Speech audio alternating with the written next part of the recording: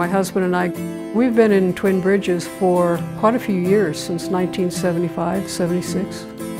At that time, I knew a lot about Tom Morgan, but not about the company. Tom and I knew each other. Tom had graduated from Ennis High School. I had gone to school in Ennis. Kind of a local legend. This was a little bit before he really became recognized on the national level.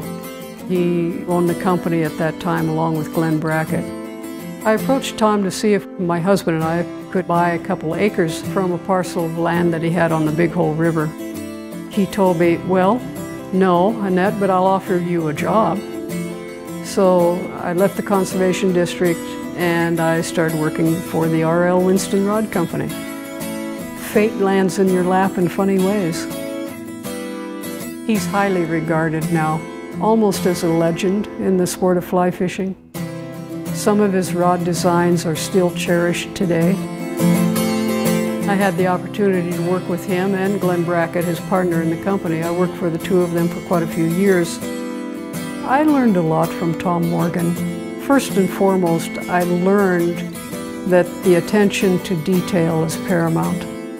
He was meticulous on coming as close to perfection as he could get. He cared about the community. He was also an avid conservationist. He worked hard to promote the health of fisheries. Even in his later years, he continued to be a defender of the resources. When David Ondaatje bought the company, he spent a lot of time with Tom Morgan, and the two of them became good friends. And in some ways, Tom was a mentor to David. That mentorship still carries through today.